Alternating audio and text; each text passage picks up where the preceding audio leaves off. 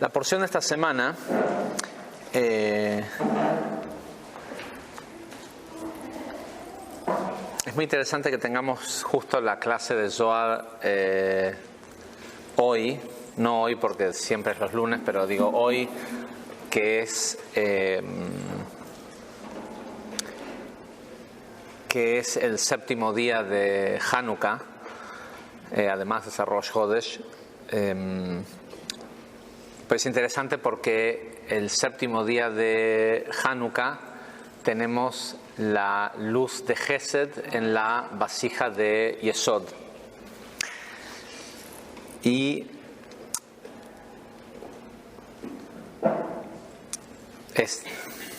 hubiera sido, el año pasado fue con un día de diferencia, hubiera sido, no sería tan oportuno, pero no deja de ser, no le quita mérito a nuestra parashá ni al día de Hanukkah, pero es por casualidad, llamémosle así, es interesante que estos dos caen juntos este año.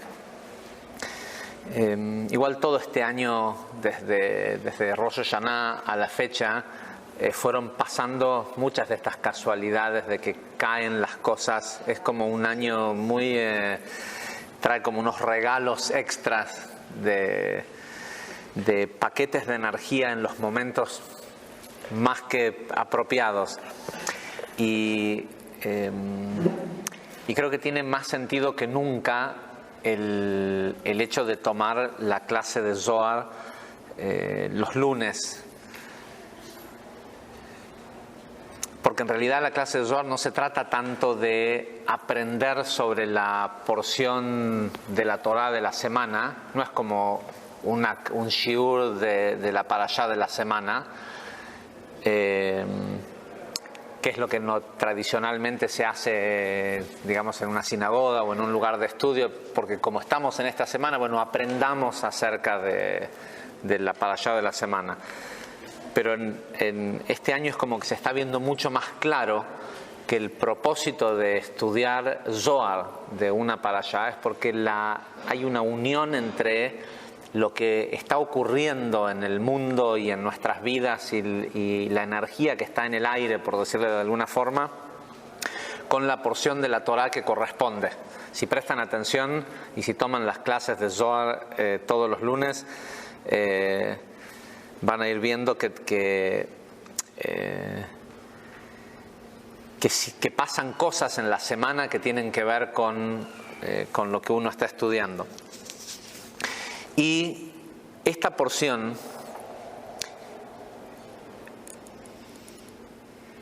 es una especie de regalo que ocurre solo 2 veces en toda la Torá, una porción donde lo que ocurre en la lectura de la Torá propicia algo en la energía disponible de la semana. Nosotros sabemos que hay como 2 órdenes que se ajustan entre sí en el tiempo y en lo energético. Uno es el tiempo como esta espiral de continuo y eterno de repetición de aperturas y posibilidades, ¿sí? El tiempo lo que hace es que no se acaben nunca las oportunidades, porque tranquilamente podríamos tener un calendario eterno, ¿sí? Podríamos habernos puesto de acuerdo entre todos y tener 15.000 nombres distintos de meses del año ¿sí? No había necesidad de hacer que sea una rueda de 12 meses.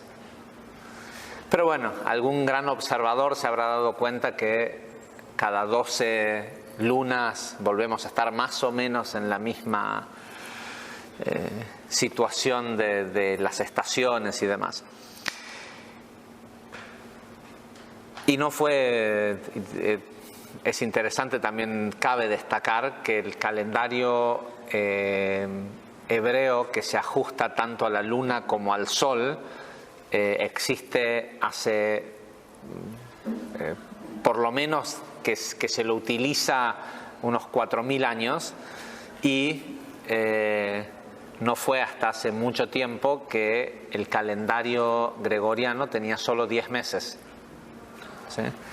E incluso todavía seguimos teniendo calendarios que son netamente lunares, como el calendario islámico, que todos los años Ramadán cae en otra época del año, y hay cada X cantidad de años cae en invierno y a veces en verano. ¿Sí?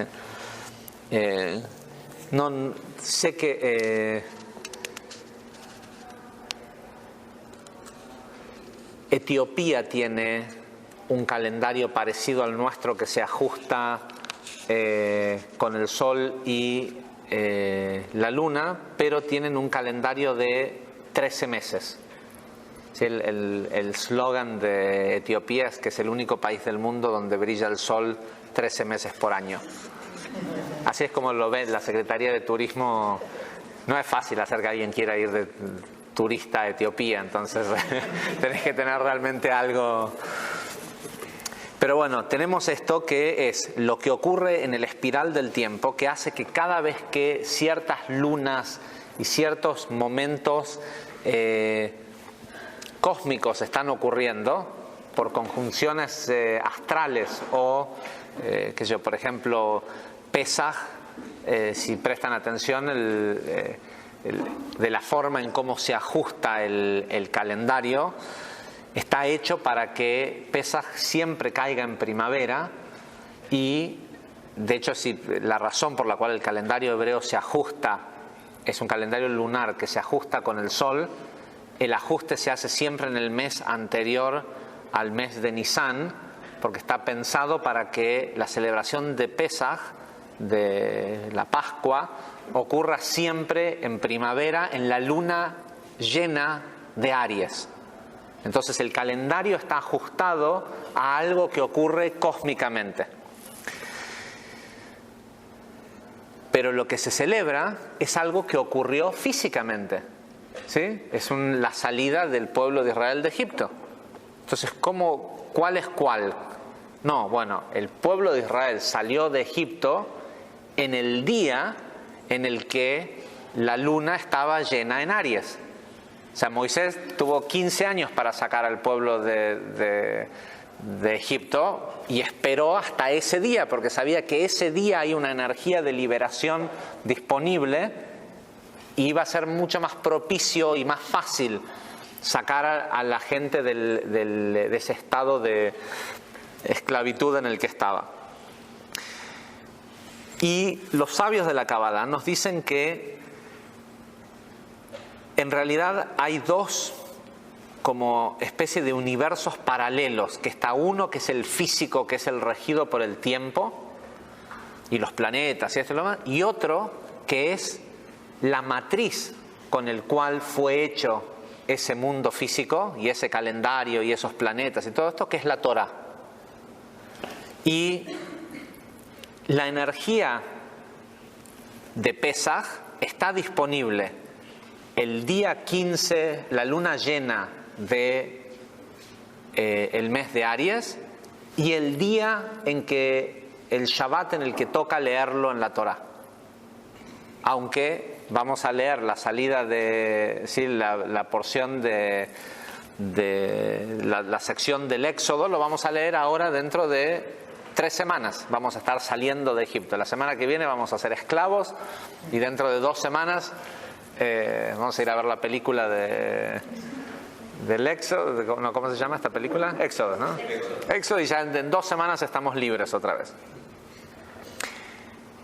¿Cuándo está disponible la energía de salir de la esclavitud? En Pesaj y el Shabbat en que se lee, o la semana en la que se lee la salida de Egipto. Lo mismo con las Ilulot, los aniversarios de la muerte de Tzadikim. ¿Sí? Es el día en el que se fueron del mundo, pero también si se trata de los que aparecen en la Biblia, el día en que se lee la lectura de cuándo salieron. ¿Y por qué digo todo esto? Porque hay una energía especial que se revela esta semana, que solo se revela 2 veces por año y se revela por la lectura de la Torá. Una es en la porción de Tetzavé, mucho más adelante en la Torá, dentro de 7-8 meses recién vamos a tener Beatá Tetzavé. Y otra es en esta porción, y esta porción empieza diciendo Vaigash alav Yehudá, y Yehudá se acercó a él. ¿A quién? A Yosef, porque entendemos que se acercó a Yosef porque cuando le empieza a hablar está hablando con Yosef, ¿sí? Pero no dice y Yehudá se acercó a Yosef, dice Yehudá se acercó a él y le dijo: por favor, mi amo, permíteme que su servidor hable con usted y le diga en realidad qué es lo que está pasando, de qué se trata todo esto que está ocurriendo. Y lo que viene a hacer Yehudá, viene a ofrecerse como garantía para que dejen libre a Benjamín. Benjamín es el hermano de Yosef, a quien Yosef en la última parashá lo metió preso. Lo culpó de haberle robado una copa de plata, esto y lo otro, y lo metió preso. Porque lo que quería lograr Yosef es hacer que Jacob tenga que venir a Egipto. Y lo que hace ahora Yehudá, se acerca a Yosef y le dice: te pido por favor, no hagas que mi padre sufra de la forma en que pudiera llegar a sufrir si yo tengo que volver y decirle de que el único hijo que le queda de ese matrimonio que tuvo con Rachel está ahora preso en Egipto porque es su hijo de la vejez y es el más cercano a él. Y porque además cuando Yehudá se llevó a Benjamín y le dijo: mira, sí o sí tenemos que volver con Benjamín a Egipto, Jacob le hizo jurar que él iba a dar su vida si era necesario por devolverle a Benjamín. Y a todo esto fue Yehudá quien vendió a Yosef, ¿sí? La idea de vender a Yosef como esclavo fue de Yehudá. Entonces ahora está el culpable, digamos, de toda la historia esta del por qué Yosef está separado de su familia y todo esto, y se acerca y le dice: le pido permiso para que hablemos, y le cuenta toda esta historia. Y cuando Yehudá le cuenta toda la historia de lo que pasó, que en realidad lo que está haciendo Yehudá es diciendo: ¿sabes qué? Yo doy mi vida a cambio de que otra persona no sufra. No, ni siquiera que no sufra Benjamín, sino para que Jacob no sufra. Después de que le cuenta todo esto y le dice: yo no le puedes hacer esto a mi padre porque él ya sufrió demasiado con la pérdida de del otro hijo de Rachel. Yosef se revela, dice Yosef no pudo contener sus emociones ante los presentes, ordenó que todos salgan todos de mi presencia. Y cuando no había nadie, se dio a conocer a sus hermanos. Es decir, no pudo aguantar más el sostener la distancia entre sus hermanos y él. El Zohar en el versículo 10 de esta parashá empieza diciendo lo siguiente. Dice: Rabbi Itzhak y Rabbi Yehudá estaban estudiando juntos una noche. Y Rabbi Itzhak dijo: hemos aprendido que cuando el santo bendito sea él creó este universo, hizo lo de abajo en un patrón perfecto igual a lo de arriba.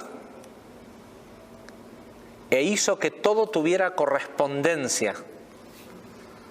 Cada detalle de los mundos inferiores o del mundo inferior son una réplica o una contraparte del mundo superior. Y su gloria está en los dos mundos por igual, ¿sí? Tanto en lo metafísico como en lo físico.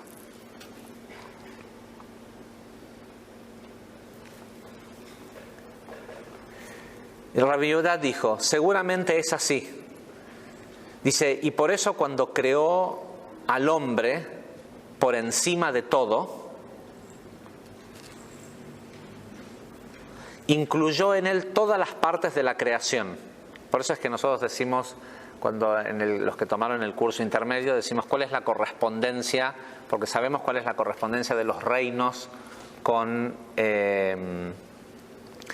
los distintos niveles del árbol de la vida. Y la pregunta es, ¿a qué es igual Dios? Si en los mundos superiores hay un Dios, y está bien, y su gloria está en todas partes, ¿cómo es que no hay algo que represente a eso mismo? Si Él es parte de los mundos superiores, ¿cómo es que no hay algo en este mundo que represente una contraparte? Y la respuesta es, sí lo hay. ¿Sí? Un hombre libre es la contraparte de Dios en la tierra, pero son escasos. Pero la hay, o por lo menos potencialmente existe esta posibilidad.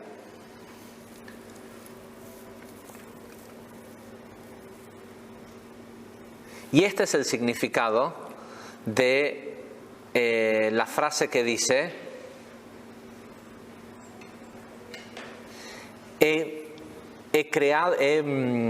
hice la tierra y creé un hombre sobre ella.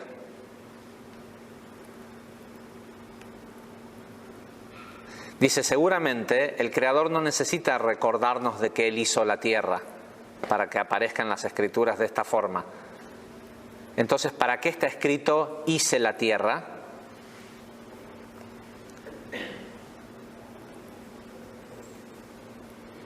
¿Para qué está escrito hice la tierra? Porque yo también creé un hombre, creé sobre ella algo que existe para unificarlo todo en una sola cosa. Sí, ya lo hemos explicado en Rosh Hashanah. El Zohar en otra sección dice que cuando la Torá en la creación del hombre dice hacemos a un hombre a nuestra imagen y semejanza, con quien Dios está hablando es con los mundos. Dios creó primero los 4 mundos, 5 en realidad, y una vez que los había creado, esta idea de que le pregunta a los mundos, creamos un hombre a nuestra imagen y semejanza, tiene que ver con, ahora le está avisando a los mundos que va a tomar de lo que creó, les va a quitar una parte a cada uno de los mundos, y con eso va a crear a un hombre para que el hombre sea un punto, por llamarle de alguna forma, en el universo, en donde todo lo que existe en el universo pueda estar concentrado en un solo punto. ¿Sí? Acá en el cemento hay del mundo mineral. ¿Sí? Entonces hay de Olam Asiá, y en la mesa hay un poco de Olam Asiá y hay un poco de Olam Yetzirah, del mundo de formación, que es el reino vegetal, y el reino vegetal incluye el reino mineral, ¿sí? Porque esta madera se hizo alimentándose de mineral y demás, y así con todo tienen una parte de algo, pero acá, ahí a donde hay un humano, hay una parte de todos los mundos. Hay una parte de ángel, hay una parte de Dios, hay una parte de estrellas, hay una parte de galaxias, todo lo que existe en el universo existe adentro de un ser humano. Porque el hombre no fue hecho de la evolución de los reinos, el hombre fue hecho de partes de todos los mundos.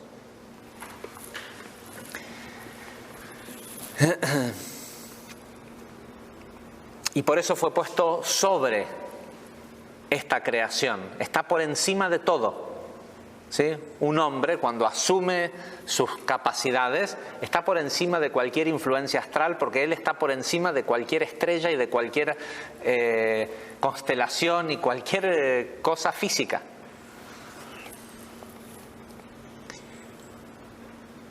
Y por ende, esto no es para levantarle el ego al ser humano, por ende, bueno, ahora van a ver cómo funciona, pero por ende eso hace que un hombre sea responsable de todo el universo.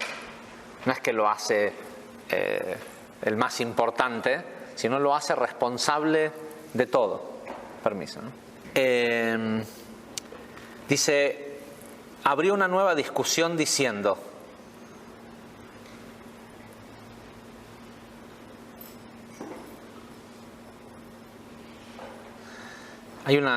esto lo saca de una frase de Yeshaya 42:5 que dice, él, refiriéndose al Creador, dice, creó los cielos y los estiró e hizo que cubrieran todo. Pero no dice que hizo un cielo que cubría todo, dice que creó los cielos y después ¿cómo se dice? Stretch them out. Los estiró hasta que cubriera todo. ¿Sí? Y que cubriera toda la tierra.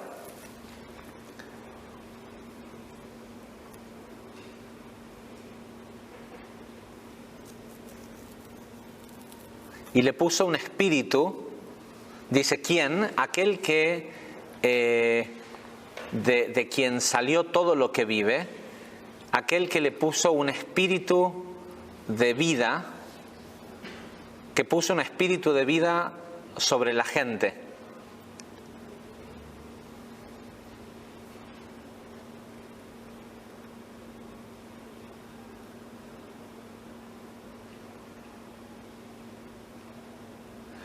Dice, este versículo ya ha sido explicado en otro lugar, pero cuando habla de él, se habla de él, del Creador, quien creó los cielos, refiriéndose a cuando el Santo bendito sea él, creó a Biná, ¿sí? A la Sefirá de Biná. A eso le llama los cielos que se expanden por encima de...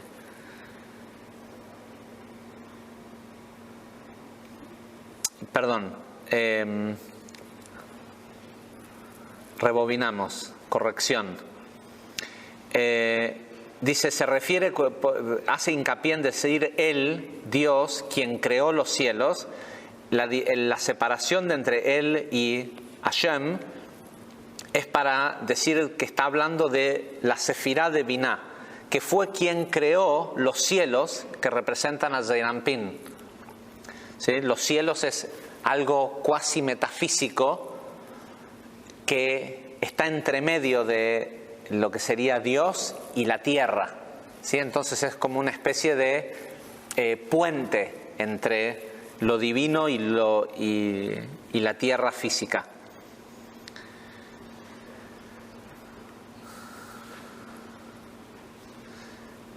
Dice, ¿a qué se refiere con esto de lo que surge de ella, de la tierra? Dice, se refiere a la tierra sagrada, lo que nosotros conocemos como Nukva, ¿sí? Malhut, o el aspecto de lo femenino. Dice, y es ella, Nukva, quien le da un alma a las personas. ¿Sí? Es Nukva, es la tierra quien les da su alma. Esto sé que hasta ahora suena raro, ¿no? Pareciera como que es la tierra es la que le da el alma a la gente. Pero traten de recordar para qué fue Yosef a Egipto. ¿sí? Fue justamente a eso, a sacar almas de la tierra, ¿sí? Vamos ahora a la explicación de cómo es esto de los mundos.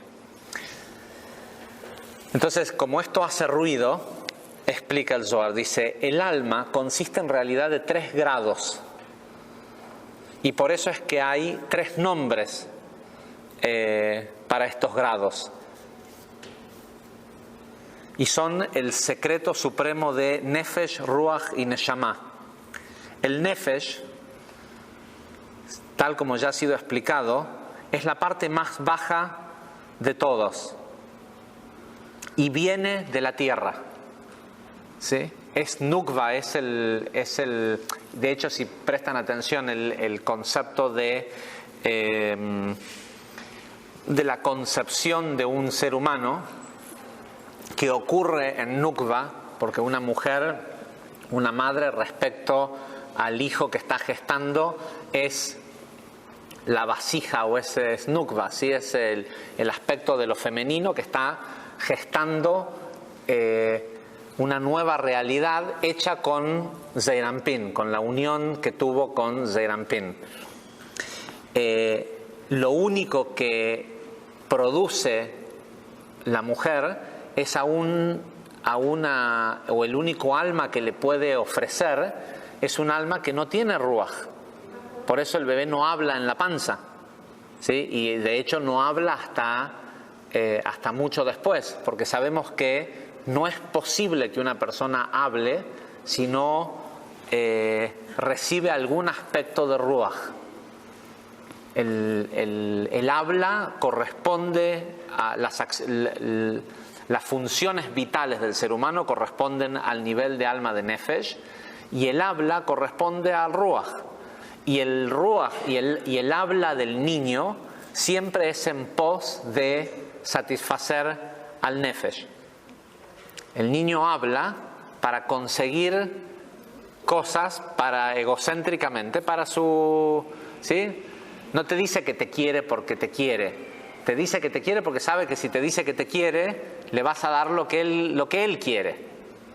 ¿Se entiende? Entonces, esa mínima cantidad de ruaj que tiene un niño hasta que llega a los 12 años las mujeres o 13 años los varones, es solo necesario para que viva el nefesh, para que ese nivel inferior se valga de sustento.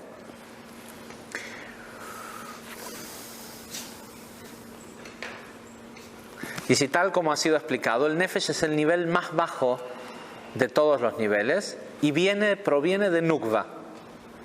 Nukva, que es lo más bajo de las 10 sefirot, o sea, Malhut. El Ruach es el sustento de la persona. Y el Ruach, rige por encima del Nefesh. ¿Sí? Una vez que llega un cierto nivel, una cierta cantidad de Ruach a la persona, ese Ruach es regente sobre el Nefesh. ¿Sí? A la persona que ya logró una cierta altura espiritual, su cuerpo ya no domina al espíritu, sino el espíritu o el conocimiento espiritual que él tiene domina al cuerpo.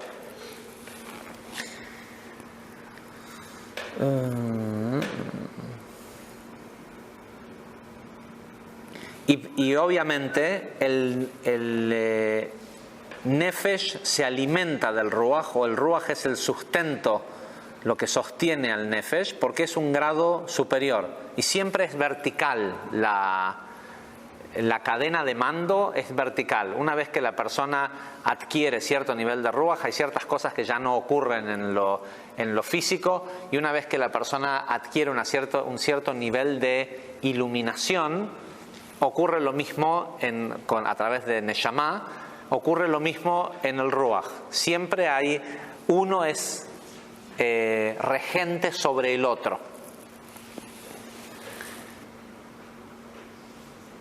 Dice, este nivel, Ruach, Ruach rige por sobre el Nefesh.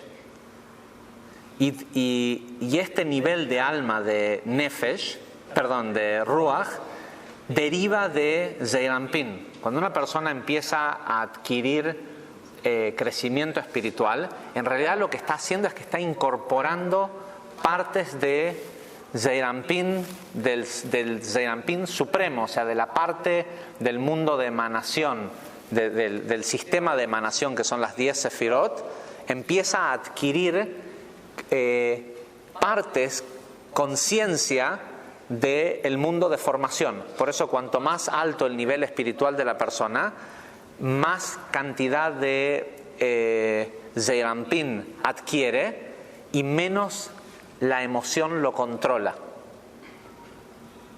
¿Sí?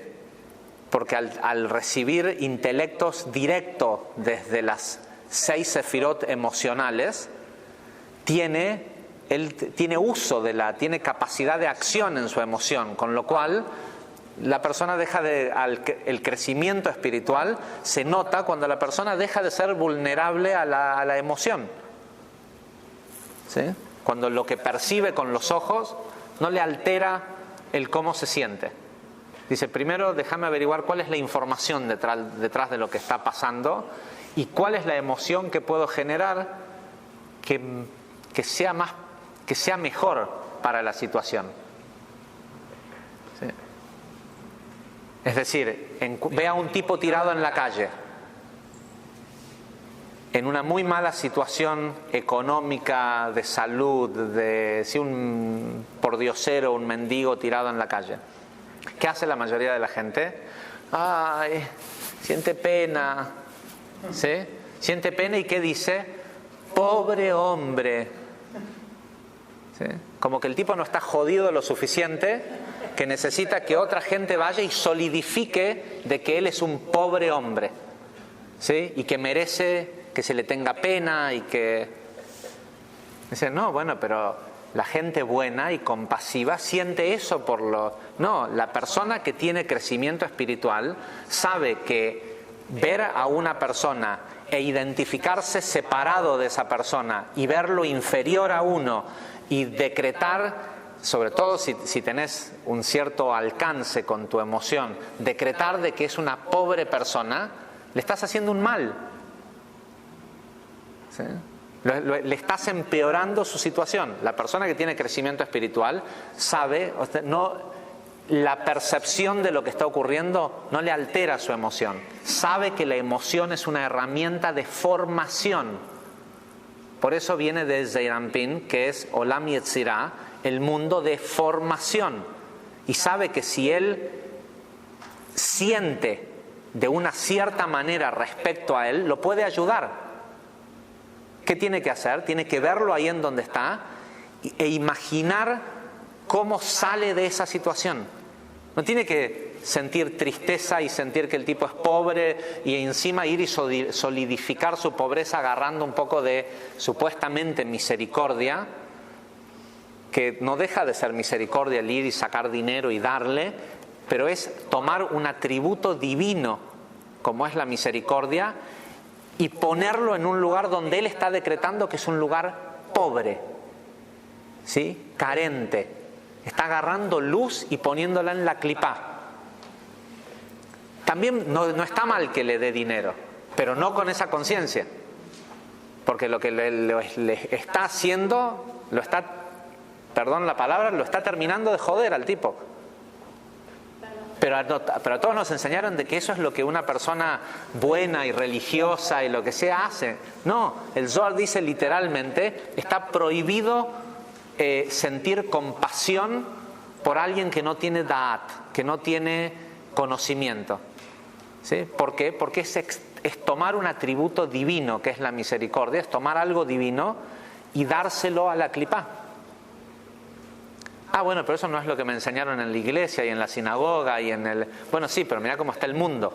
Hace 2000 y tantos años que los cabalistas nos vienen diciendo, no se juega con la emoción. La emoción es un arma de formación. Proviene del mundo de formación y forma realidades. Entonces, el crecimiento espiritual de una persona hace que la persona use ese atributo divino de la emoción para formar la realidad. Entonces no querés formar pobre tipo, al revés. Querés formar... Rav Ranwein le mandó una vez a mi maestro una carta donde lo único que le preguntaba era cuál es la diferencia entre un tzadik y un rasha, entre un justo y una persona malvada. Y por supuesto el Rav agarró y escribió todo un essay, ¿cómo se dice? Un ensayo de cuál es la diferencia entre uno y otro. Y Rav Ranwein había que esperar que la carta fuera, que viniera. Cuando volvió la carta de Rav Ranwein decía, no, esa no es la respuesta. El tzadik, cuando ve caos, lo único que ve es que ese caos se está acabando. ¿Sí? El justo, cuando ve algo en el mundo que está mal, no dice, ay, pobre, esto, lo otro. No, se concentra en ver que eso se está acabando, que ese caos ya no va a existir más, que esa pobreza ya no existe más, que esa enfermedad no existe más. No es que el justo... Y hay una diferencia entre lo que socialmente es el bueno y el justo, porque por ahí el justo va y hasta lo maltrata al pobre tipo, y todos desde afuera dicen, uy, mirá el desgraciado el otro pobre tipo está ahí tirado, y viene este y lo maltrata y le... No, a lo mejor al revés, lo que realmente necesita es alguien que lo sacuda, que lo saque de ese lugar. Muchas veces que sacar a alguien de un cierto lugar es hacerlo pasar una carencia aún mayor de la que está pasando. Hay una famosa historia del Baal Shem Tov que cuenta que iba viajando con todos sus alumnos y pasó por era un viernes a la tarde, y pasó por una granja, por una casa muy humilde, y faltaban pocos kilómetros para llegar al pueblo, y era viernes a la tarde, venía Shabbat, y dijo, vamos a descansar acá un rato, y se sentó a estudiar, y los alumnos le decían, pero Rav, llega Shabbat y no llegamos al pueblo. La cosa es que se estaba haciendo Shabbat, y le dicen, ¿y ahora qué vamos a hacer? Dice, volvamos a la casa de esta gente que acabamos de pasar y pasemos Shabbat ahí.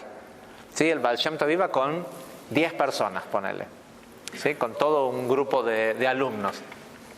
Golpean, abre la puerta el señor de la casa y le dice, mire, soy Rav Israel, vengo con mis alumnos, ¿podemos pasar Shabbat con usted? Sí, claro, por supuesto. Dice, pero sepa que no tenemos mucho... no, ¿cómo que no tienen mucho? Dice, vamos a hacer Shabbat. Dice, vi ahí afuera que tienen una vaca. Uno de mis alumnos es Shohet. Te la puede matar a la vaca y ahora nos la comemos durante este Shabbat. Bueno, y el tipo le dice, bueno, es el Baal Shem Tov, no es cualquiera. Dice, bueno, está bien. Sí, van, le matan la vaca. Sí, la vaca que la tenían para dar leche. ¿Sí? Le matan la vaca y se la comen durante Shabbat. Y dice que durante todo Shabbat, el Baal Shem Tov pedía que le traigan cosas para cuando terminó el Shabbat, ¿sí? Lo había dejado en absoluta pobreza al tipo. ¿Sí? Le había comido la vaca, le había roto los únicos dos platos que tenía, lo había dejado en la pobreza absoluta. ¿Sí? Hasta que, y cuando terminó el Shabbat dijo, bueno, muchísimas gracias, y se fueron. Y uno de sus alumnos, uno que tenía más chutzpah, más, ¿cómo se dice? Desparpajo, más descaro, le dice, yo necesito entender qué fue lo que pasó, porque le acabamos de arruinar la vida a este hombre. Y el Baal Shem Tov le dijo, no, ese hombre tiene reservado en las puertas del cielo, dice, infinidad de sustento y de beneficencia divina por todos los actos de caridad que hace, pero nunca pide, no tiene deseo. Y lo que nosotros necesitábamos hacer era destruirle su vida actual. para que pidiera, para que tuviera deseo, porque en el momento que se le despierte el deseo, hay una infinidad esperando llegar a su vida, pero no llega porque él no desea, ¿sí? Lo que nosotros hicimos fue romper la vasija, ¿sí? Para crear un nuevo deseo. Entonces, por ahí cualquiera que lo ve de afuera dice, pobre tipo, vino a este otro, que dicen que es un tzadik, ¿sí? Que es un justo, y le arruinó la vida. No. Seguimos con... pareciera que les prometo que al final todo tiene sentido.